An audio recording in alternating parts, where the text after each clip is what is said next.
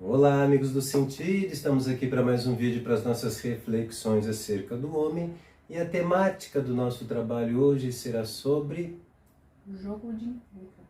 o jogo do empurra, gente. Parece brincadeira, né? Assim, o pessoal acha que vai ter até ser um vídeo de piada, mas acho que chegamos num ponto onde às vezes na organização dos nossos lares, né, nós, de modo especial, pai e mãe, marido e mulher, acaba dentro das atribuições do seu dia a dia, dentro das responsabilidades que envolve a vida do lar, muitas vezes na hora de resolver as dificuldades, e às vezes nem tanto as dificuldades, hein? Às vezes na hora de resolver os elementos habituais, a rotina da casa, o cuidado com os filhos, a limpeza do lar, né? Limpeza doméstica mesmo, né? Tantas atribuições, né, que você e sua família também devem passar dentro de suas casas, e que na hora da matemática do final do dia, ao invés de nós sentarmos para rezar e entregar a nossa vida a Deus, a gente traz a planilha de quem que fez mais e de quem que fez menos, né? Aí, aquilo que seria para ser vivido como a alegria de doarmos a nossa vida, acaba virando um campo de batalha de empurra-empurra, porque no final das contas, quem fez mais? Né? Então acho que um pouco a reflexão vai girar um pouco em torno disso, mostrar as dificuldades que isso pode fazer aparecer dentro de casa e algumas possíveis soluções para que a gente possa nos organizar cada vez melhor, e no final das contas o campo de batalha de todos nós, né? A cooperação um com o outro e não a competição um com o outro. Uma das coisas que a gente mais vê hoje em dia é essa questão de um nível de rivalidade velado, né? Dentro dos compromissos diários, dentro de uma família ou prioritariamente de um casal, o homem e a mulher têm as suas atribuições diárias e diante disso aos filhos também. Então o que a gente começa a observar uma constante cada vez maior nos consultórios? Eu faço pelo meu filho e o meu marido está no celular, jogando, vendo, passando o timeline dele, sei lá. Ou o inverso, eu faço e minha esposa está sentada lá olhando a galeria de fotos, enfim. Como se a distribuição do tempo, eu estar com meu filho agora ou você estar com o filho agora, tivesse que ter uma balança equilibrando quem fez mais e quem fez menos.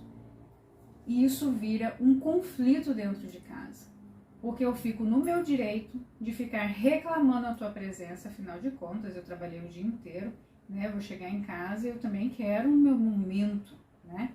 E você também trabalhou e chegou em casa e você também quer o seu momento. E ninguém quer parar para pensar qual vai ser o momento em que a família vai se reunir, qual vai ser o momento que o filho passa a ser uma prioridade do casal. Ninguém consegue olhar adiante que hoje se planta a semente para mais tarde colher. E aí a gente vai ver hoje os desdobramentos dos adolescentes, né? Os pais aí perdidos sem saber o que fazem com esses filhos adolescentes, quando não tem um bom embasamento familiar. Obviamente, quando chega numa idade onde a inconstância se faz prevalente, se você não tem um solo bem aderente, a coisa tende a flutuar, né? Pois é, eu acho que são vários os caminhos, né, que a gente pode trilhar para chegar nessa questão da competitividade, às vezes da desorganização, que às vezes a família acaba tendo por uma imprecisão no modo como ela está vivendo a sua própria história. A começar por essa coisa, nós somos da geração do século XXI. Na maior parte do tempo, nós, os casais jovens, né, ou mesmo aqueles que já têm alguns anos de casamento e também já têm sua família constituída aí há 5, 10 anos, vai começar a perceber, e se for honesto, você vai ver isso. Nós estamos focados e instituímos o nosso modo de ser família, o nosso projeto primeiro acaba sendo o bem-estar com o trabalho, como se assim, esse foco no trabalho fosse resolver todas as equações da vida dentro de casa, né? E me parece, Nada contra o trabalho, gente. Aqui a gente não está aqui para ser hipócrita, né? Se nós dois somos casados, somos psicólogos, somos cristãos, somos católicos, sabemos o campo de batalha que é a gente poder organizar o nosso modo de ser enquanto pai e mãe dentro de casa. Por quê? Porque na maior parte do tempo nós estamos trabalhando. Nós estamos precisando dar conta das exigências materiais, entende? Então, assim, quando a gente coloca essa questão do trabalho, não quer dizer que ele não seja importante, né? A única questão que vale a pena a gente refletir, e se é para nós sofrermos por algo que vale a pena, que nós não soframos pela competitividade um com o outro, de chegar no final do dia e ficar dizendo um para o outro quem é que fez mais, quem é que fez menos, porque no final, sabe para quem que vai sobrar no meio dessa discussão toda? Os filhos que ficam olhando para nós, esperando quem que vai ganhar essa competição para poder serem atendidos de algum modo, né?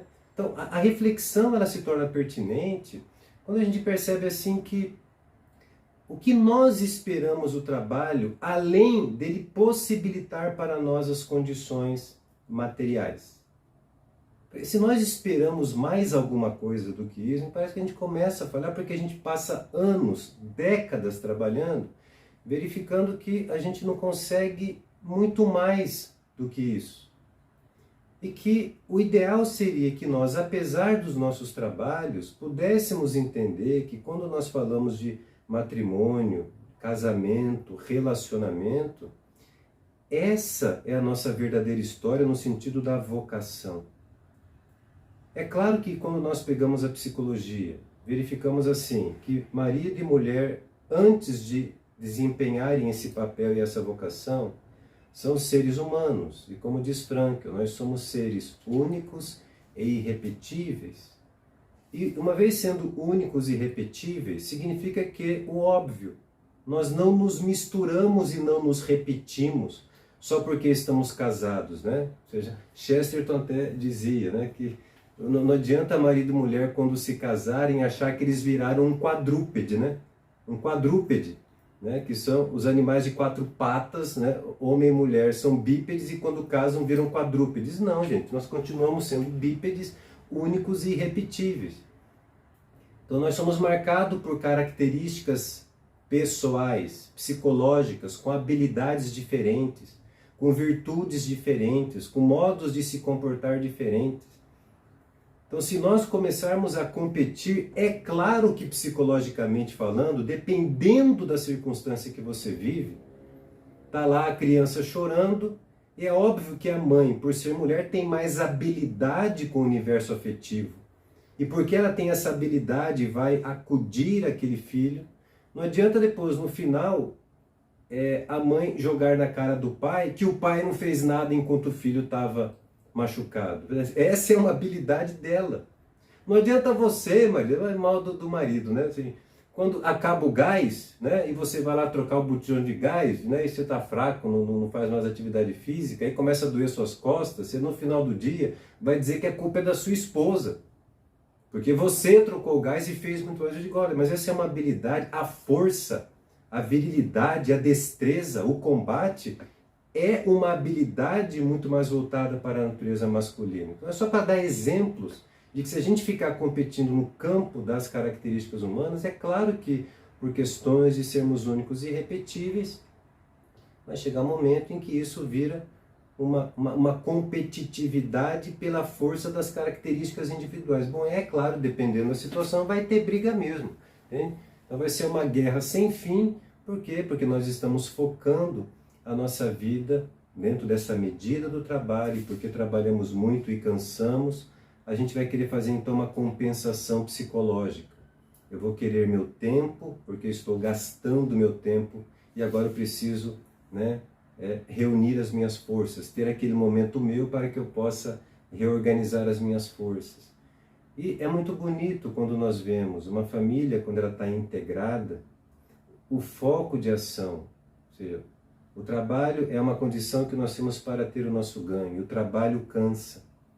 Chega um momento que nós já não estamos mais preocupados com quem, entre aspas, faz mais ou faz menos, porque está mais do que provado que isso diz respeito a características e habilidades de cada um. E essas habilidades não estão aí para competir, né? Me parece que essas habilidades elas aparecem para um cooperar com as necessidades que nos são comuns. Note bem, as habilidades são individuais, cada um tem sua habilidade. Mas as nossas necessidades enquanto família, isso, gente, não adianta. Isso é uma coisa que nos é comum. Então, assim, vale muito a pena, dentro de um senso das proporções, saber aonde que nós estamos colocando a esperança dentro dos nossos lares. Porque se for única e exclusivamente o trabalho, vai dar meio ruim. Então, na hora de a gente fazer um pouco essa passagem reflexiva, se não vale a pena a gente colocar o trabalho no lugar onde ele deve estar, e que nós nos ocupemos mais de nós enquanto membros, né? Pai, mãe, filhos, para que a gente possa entrar num eixo de cooperação aí, né? Essa é uma das vias possíveis da gente poder fazer essa reflexão da competitividade, né? Vamos concluir, né? Que o amor é sempre uma porta que se abre para fora, né? Então, todas as vezes que eu tento só me fechar, tentar olhar só para as minhas demandas pessoais, eu estou impedindo de amar de fato aquelas pessoas do meu convívio. Então, acho que mais ou menos isso, né?